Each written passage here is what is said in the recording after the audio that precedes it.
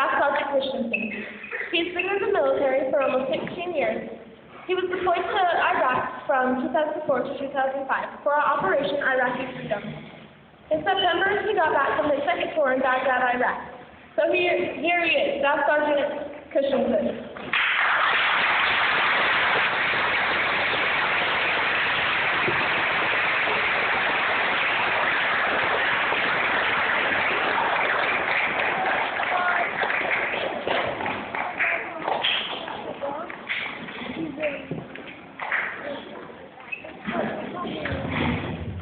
I want to thank everybody for the opportunity to come today. It truly is an honor to get to participate in Veterans Day Assembly. I appreciate the student body, President Cass, the introduction, the choir for the numbers. Those were fantastic, especially perfect beats. All praise to you. What I'd like to start off with, a lot of times we don't realize and recognize how many veterans are around us all the time. It's easy to recognize us when we're in a uniform like this, or when we're getting on or off a plane to go to a conflict. But there's probably a lot more veterans, even just in this assembly, than a lot of people know. What I'd like to have happen is, as I name off your branch of service, you served in that branch as a member of the active duty or the reserve, and I'd like you to stand up for a second to be recognized. Do we have anybody from the Marine Corps here? Happy birthday. From the Air Force.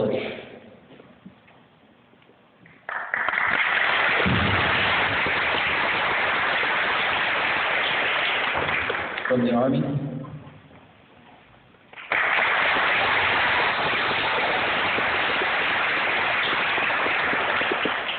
The Navy. They're all been here.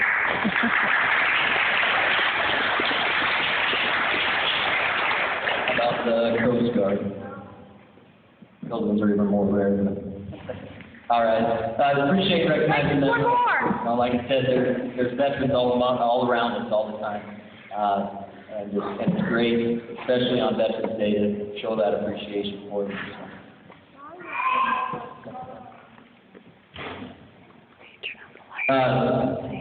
This is a battle, or a picture from the Battle of Iwo Jima, Mount Suribachi, that shortly after the battle was coming to an end. It's Marines raising the flag there. It's a pretty historic and famous picture and then monument. How many have seen that picture or been to that monument before? Pretty much everybody. So threw that one in there because today is the Marine Corps' birthday, November 10th, 1775. The Marine Corps was born.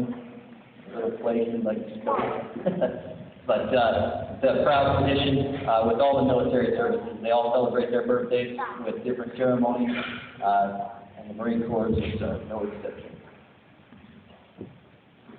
I want to start by talking a little bit about what Veterans Day is. I think we've all heard it and celebrated it many times. I know myself, growing up, I was always excited because usually meant an extra day off at school, but didn't think too much of it other than that. And I definitely always got it confused with Memorial Day. The difference between Veterans Day and Memorial Day is Memorial Day is a chance for all of us to honor those who have sacrificed everything that they have, which would be their lives, in the defense of our freedoms and spreading that across the world. Memorial Day is a chance where we take the opportunity to remember them. For Veterans Day, we not only remember those who have given everything, but we also recognize those that are still with us, who have also sacrificed so much. Families that have sacrificed while their loved ones have been away, fighting for the United States. Civilians who are employed by the different branches who make many of the things that the military accomplishes possible. It's a chance for us to honor and pay special attention to those folks. This is a picture of Fort Smith, the National Cemetery. There's national cemeteries all across the United States where veterans are buried who have died in various conflicts or after having served their country or buried there later in life. How about this one? How many people have seen or heard of the Tomb of the Unknown Soldier? Pretty famous one as well. A little bit about the Tomb of the Unknown Soldier. It's in 1921, They took the remains of someone who had died in World War I, and they weren't able to identify who it was. And what they did is they showed the spot of great importance in Arlington National Cemetery, which is very famous, probably the most famous national cemetery. But anyway, they placed those remains in a spot of prominence, the best spot in the whole place, overlooking the entire field. And then they set a guard on it. Every day since that day in 1921, there's been a soldier guarding that tomb to make sure that nothing happens to that tomb. Similar ceremonies occurred also in England and in France, who were also allies of the United States during World War I. All of these gestures, these ceremonies took place on November 11th, and that's what kind of began the tradition of Veterans Day. Originally it was called Armistice Day. Armistice Day means the war to end all wars. They thought that World War I was so tragic and so many people were killed that they thought that the world would learn a lesson from that and never again plunge into such a big and deadly battle. Unfortunately, that wasn't the case. World War II started. After World War II ended, it was encouraged that they change the name from Armistice Day to Veterans Day in order to recognize it. I know for myself growing up that there was always a lot of confusion. Everybody in uniform kind of looked the same. So I threw in a few things here just to show you what the uniforms of different branches look like. This is the Air Force. On the left is their combat uniform, or what they wear, when they're doing their job. There's many different ones, but that's an example. And then on the right is their dress uniform. There's the Army, the Marine Corps, and the Navy. It's been encouraged on Veterans Day to read a proclamation by the President of the United States. Every year they put out their United States Code, which is federal law, has mandated that November 11th of each year is Veterans Day, so it's a federally recognized holiday. Each year, though, the President has to sign into law, or sign a law, or sign something that says, indeed, we are celebrating Veterans Day this November 11th. And this is what he wrote for his proclamation for this Veterans Day. It says, today our nation comes together to honor our veterans and commemorate the legacy of profound service and sacrifice they have upheld in pursuit of a more perfect union. Through the steadfast defense of America's ideals, our service members have ensured our country will stand strong, our founding principles still shine, and nations around the world know the blessings of freedom. As we offer our sincere appreciation and respect to our veterans, to their families, to those who are still in harm's way, and those we have laid to rest, let us rededicate ourselves to serving them as well as they have served the United States of America. Our men and women in uniform are bearers of a proud military tradition that has been dutifully passed forward from generation to generation. For more than 2 centuries, in times of war and peace alike, our veterans have served with courage and distinction in the face of tremendous adversity, demonstrating an unfaltering commitment to America and our people. Many have made the ultimate sacrifice to preserve the country they love. The selflessness of our service members is unmatched, and they remind us that there are few things more fundamentally American than doing our utmost to make a difference in the lives of others.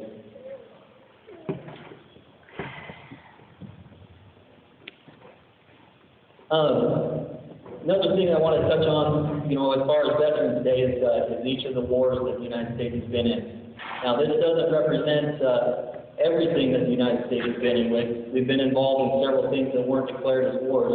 Recently, actions in Libya and taking down an evil person there. But there's been several wars throughout the history, so that's what we're talking about now real quick. World War I, we talked a little bit about it, 1917 to 1918. If you look at how many people were involved in that, 4.7 million people. That is so many people who fought in that war in one way or another. Another staggering number from that is the second line there, which is the number of people that were killed actually in battle. 53,000 people. The bottom line there is another one that we'd like to draw attention to. Last year, there was one person who was still alive who was a veteran of World War I. He has since passed away, so there are no longer any living veterans in the United States from World War I. World War II, which is the reason we call it Veterans Day instead of Armistice Day, because unfortunately we plunged into another World War. Again, 16 million people participated in that one. Again, with significant casualties and deaths. As you look at that bottom one, though, you notice that there's still over 2 million people or veterans from World War II that are still alive.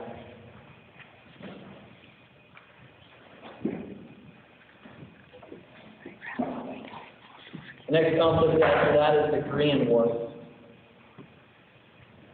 Not quite as many people participated in that. However, it was still a significant amount. 5 million people. Still a lot of people. And then again, over 2.5 million people that are veterans of that are still alive. Start to see why there's so many veterans among them. The Vietnam War was a war that lasted quite a long period of time, 11 years. And with that, over 8 million people participated in that war. 47,000 deaths, with 7,569,000 veterans from the Vietnam War still alive. The Gulf War, this one was a relatively short war compared to the others. Still, a lot of people participated in that one, 2.3 million people. And then the present war that we have going on is called the Global War on Terrorism. Operation Iraqi Freedom, Operation Enduring Freedom, Operation New Dawn, which are both in Afghanistan and Iraq. Those are all going on presently. So this war obviously is still continuing. So it's a 10-year war, a decade. They don't have the statistics, obviously for how many people have participated in this completely yet, nor how many people will give their life. There is some resources out there. There has been over 3,000 people who have been killed in this during the global war on terrorism, our service members. What I'd like to do now is I have some pictures from both my first deployment and then a few from this deployment, my last deployment as well. Both times I went to Iraq. The first was Operation Iraqi Freedom, as Kath mentioned. My mission at that one was I did convoy security, which was escorting vehicles back and forth from Kuwait to different parts of Iraq. And then I also did called counter IED and route planning, which is trying to look for the roadside bombs and trying to disrupt the enemy activities as far as there and placing those that harm the United States forces. This last deployment, I was called a sergeant of the guard, and with that, I was in charge of an entry control point, which is basically like a gate that comes onto a base. We were tasked with ensuring that nobody that wasn't supposed to come on, or people that weren't supposed to come on didn't, and people that weren't supposed to leave didn't. So we were responsible for overseeing that operation. And the sliding on the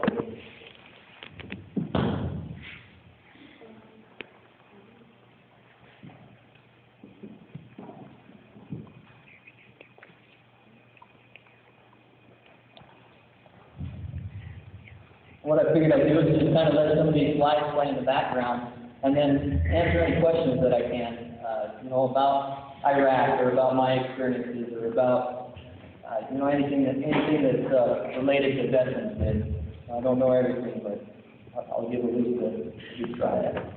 What questions do we have?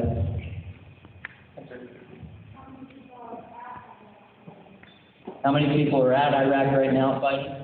They're actually, I'm sure you've heard in the news that they're starting to bring the levels down.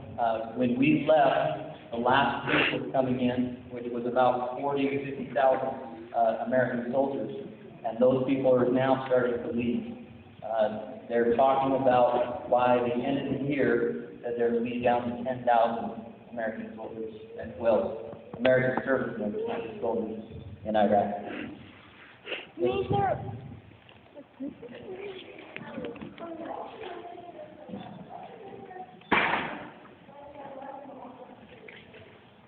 She asked what the difference between World War I and World War II was. Is that correct? Okay. You know the answers, or we got more questions? World War I and World War II were very similar in a lot of ways.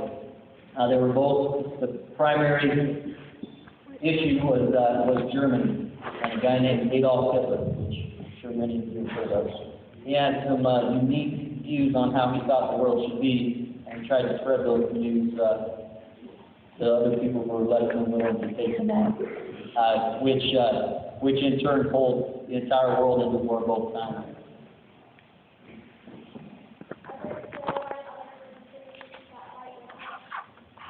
The question was, are there other countries that still fight with us? That's a great question, because the war on terrorism is a different war than the Korean War or than the world wars. Those were wars against actual countries and actual armies and military. The global war on terrorism isn't against any country. What it is it's against pockets of people who oftentimes the governments in the countries that they operate in don't like them either. So, as of present, we're not currently at war with any country. What we are at war with is with terrorist groups that are inside of different countries, such as Iraq and Afghanistan. Wait, so we're trying to help the people there out? Absolutely. The question was, are we trying to help the people there out? That's exactly correct. As some of these slides will show from my first experience in Iraq, there was a lot of times where we'd get into the villages, we'd get a chance to hand out clothes or soccer balls or provide medical care for some of the people in those villages. The majority of people in these countries want peace and happiness, just like we experience here in the United States. However, those pockets of terrorists and these groups that like war keep things going on. So the majority of people in those countries actually do want peace and appreciate the help that America and the other countries that have offered their help in global war on terrorism. So, over here.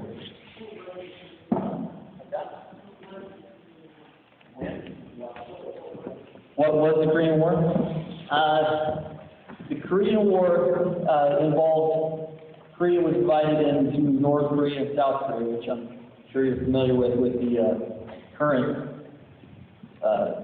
designation. Back then, how many people have heard of communism? It's not a common word anymore, but still a pretty big deal. Well, communism is a form of leadership, as well as what we use in America, which is democracy. Well, South Korea was democratic, similar to how we are, and North Korea was not. They were Communist. communist. There you go. Well, North Korea thought that South Korea should be communist as well. They started to exert their will on them, and Americans intervened to make sure that didn't happen.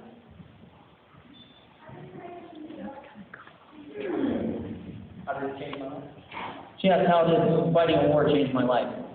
I could go on for hours about that, but I'll answer it real briefly. What it gave me a chance to do was two main things. The first was a chance to see some people who are worse off than us. And we're very fortunate here in the United States. We have a lot of fantastic possessions, freedom. We just have it so good. And so it gave me an opportunity to see these people who had been oppressed or living under a bad person for so long, and how grateful they were to come out from under that and get to experience some of the things which we enjoy.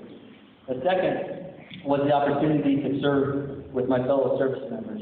It was a chance for me to get to work in hard conditions, oftentimes in combat-type conditions with these people, and you build strong bonds there. I consider the people that I served with my brothers and my sisters, just like my real brothers and my sisters. Have I ever gotten shot before? No.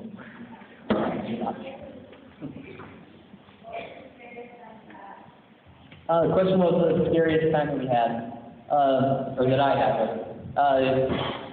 I would have to say a roadside bomb. A roadside bomb was placed by the roadway. I mentioned that our job was to try and find those so that they didn't affect other people.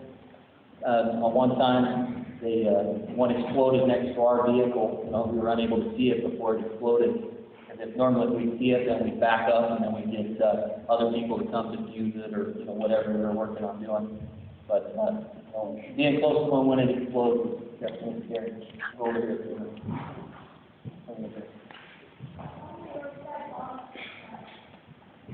How many roadside bombs did we find? Over 300. Not me personally, but our platoon. Our time.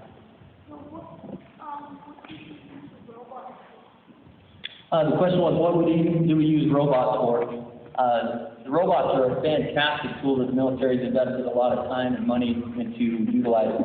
What they do is, if we found something that we thought was a bomb or we knew was a bomb, they would take the robot, which has a camera and several little arms and things on it. They would drive it up to it, and then they would examine it to determine if it was a bomb, if they could defuse it, or if they needed to blow it up. It was a fantastic tool, and what it did is it helped us as service members to not have to get as close to that. Who's that one guy I went to? I'm sorry? Who's that one guy I went to? Who was the one guy with me?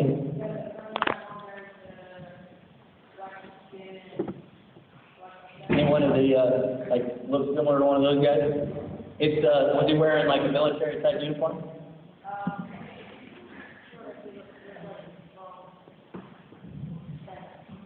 That guy was, that guy right there was in my platoon last time, so he was a U.S. service member. When we went last time, we wore a different color uniform. There's another different color uniform that the Army's done. So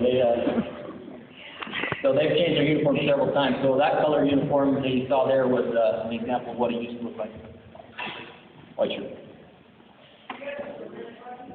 The question was, have I ever killed anybody? I've done what was asked of me in the call, or in the discharge of my duty.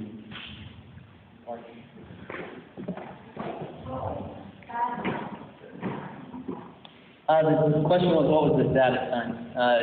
That's another tough one, and it would easily be when fellow American people were killed in roadside bombs or in snipers, different things like that.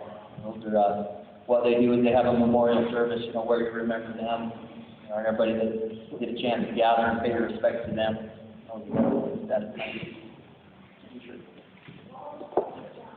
Coolest gun?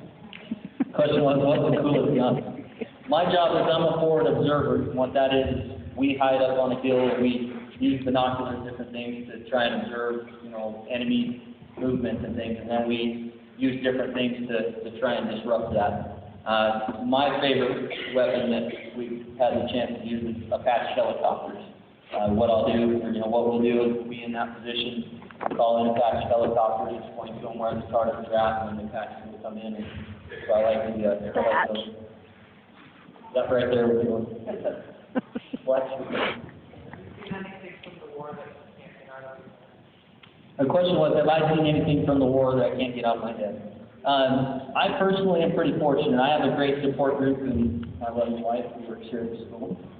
And friends, family, and people. And so I have a lot of support, and I've had the chance to talk to people about, my experiences. All of my brothers and sisters have been in the military.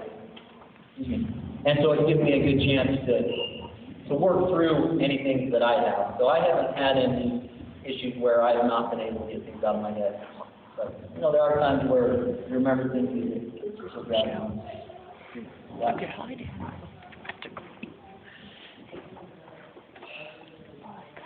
I'm sorry?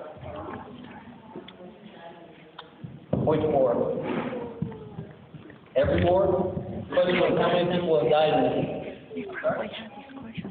in any war? In the current war, the global war on terrorism, there's been over 3,000 people who have died from America. Blue shirt there. One on the right, keep stretching.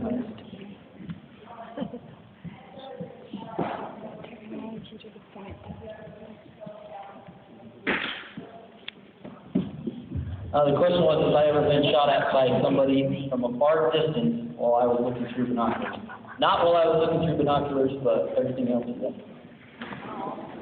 What was hanging down the back? Biggest gun? The question is, what's the biggest gun? It's not really a gun, but a 500-pound bomb dropped from an F-16 fighter jet. That would be the biggest. That one you can feel 5 miles away, you can still feel the shock wave from it. far as big guns, I would go with the field artillery, which is the 155 millimeter howitzer in the back.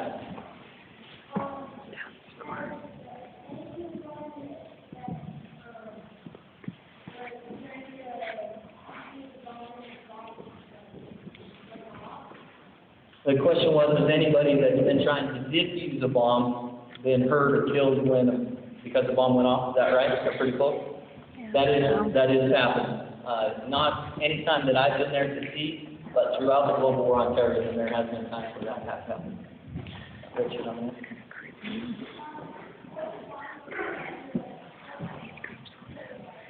The question was, what do roadside bombs look like? Through these pictures, there's been several. They can look like anything from a pot can. They'll use something that looks normal so that it blends in. Or it could be, huge 500-pound bombs that are just on the dirt or buried slightly, so they can look like ant bombs. As a technical, I'm curious, other than robots, what kind of technology did you have available to you to help you with your job or other kinds of jobs? That's a great question. And if you didn't hear it, he asked what kind of technology did we have to help us with our job besides the robots. It's incredible. There's so many different technological advances. Some of them real briefly. Airplanes that go over and stop roadside bombs from going off. They're not able to remote detonate them because it's blocking the signals. Similar type systems in vehicles so that it helps protect individual convoys. Systems that are mounted on bases that are able to electronically track a rocket or a mortar coming in and move a gun or series of guns to engage those and blow them up before they're able to hit the ground. There's hundreds and hundreds of technological advances. Most of them we can't talk about. Interesting. What time do they normally wake you guys up? Like, anything, The question was, what time they normally wake us up? It varies, because military is 24 hours a day, especially when you're overseas in a combat zone like that. So it depends on what shift you end up working. So we have guys that are working 24 hours a day, just like police officers and firefighters here. So it varies. We'll go one more. Who's got the best question? What kind of food did you eat? What kind of food do you eat? That is the best question. It varies. It depends on how big of a base you're at. When I was on smaller bases, we'd eat stuff that was shipped in, called tray wrap. So it's tray for tray rations, not for actual wrap. But what it is processed food that's made so that it's able to be stored for long periods of time and they heat it up. This last time they had contractors that provide our food. So Friday was steak and lobster night. So that gives you an example. So yeah, that was kind of variety. My time here has ended, but again, it's been my honor and my privilege to come and talk to you a little bit about Veterans Day. I hope that you'll take something away from this, both about the memorial, about the holiday in general, and then maybe about some of the things that have happened more recently, some of my experiences. But it's been a great pleasure, and remember this day.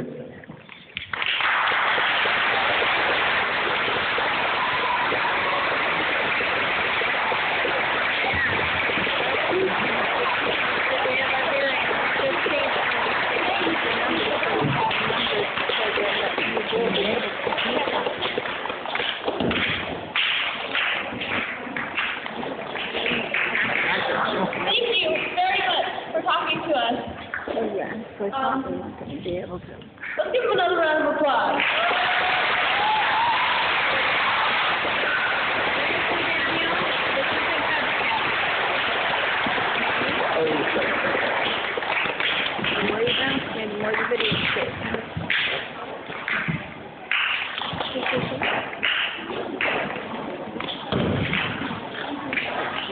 We have a final salute for all of the military veterans in our audience, and we had planned to do it with the internet, and we can't get it up in the gym, so I'm going to try to fake it on the keyboard, and why don't you just stand where you are, choir.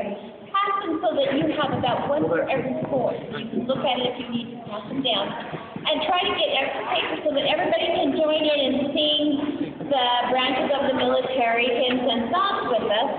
And choir, you stand up and sing loud. And anybody who is a veteran, since you've already stood up, and listen, those who have grandfathers or mothers or parents or uncles or aunts, why don't you stand up at the time when that branch is called as well? See, we've got Army and Air Force, and I think Marines. And I'm not a veteran. I never totally went in.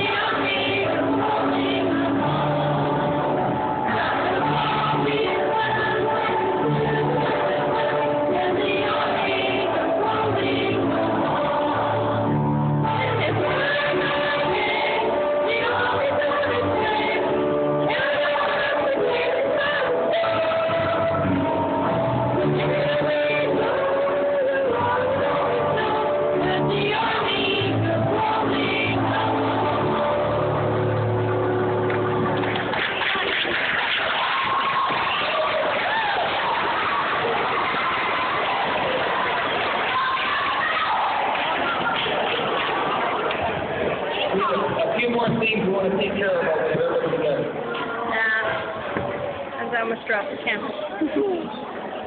All right, we have a cross-country team that has been waiting for their award. Coach Becky is not able to be here today, and you guys did get her a gift, just in case you're wondering. What you got her was some goodies, a cute bag, and a little vinyl sticker to the back of her car that says, "I know I run like a girl. Try and keep up." Hey, first we want to recognize the whole cross-country team. If you're on the cross-country team, stand up. I wish I brought my other camera. Thank you. Okay, we're kind of short on time. Go ahead and sit down. We're kind of short on time, so I'm going to read the names of the people who got first.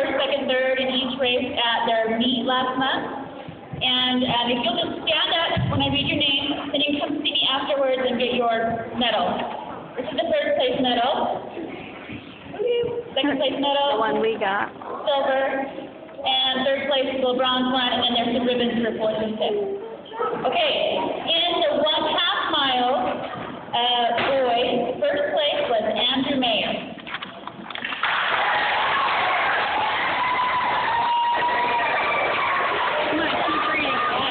The others that placed were from White Pine. Girls, first place, Kylie Davis.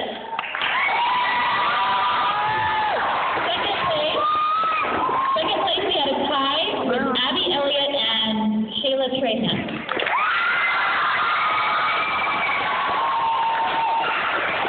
Third place, Holly Wright.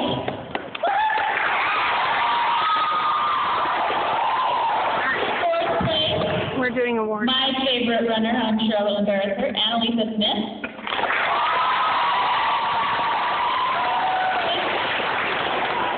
Fifth place was Timber Murray.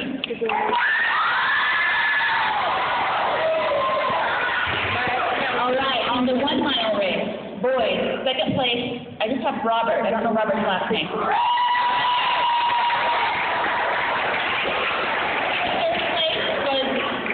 Third place was Sean Lucas.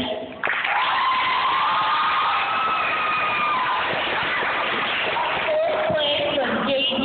Seelan.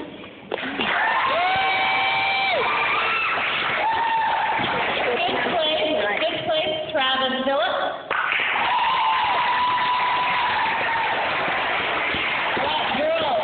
Girls, also the 1 mile, Denise George took first place.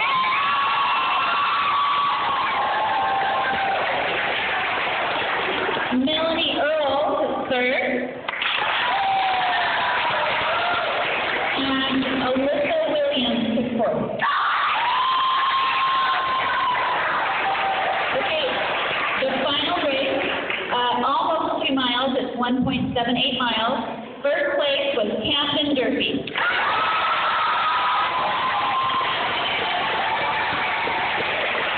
Second place, Joseph Earl. Third place, Corey Crook.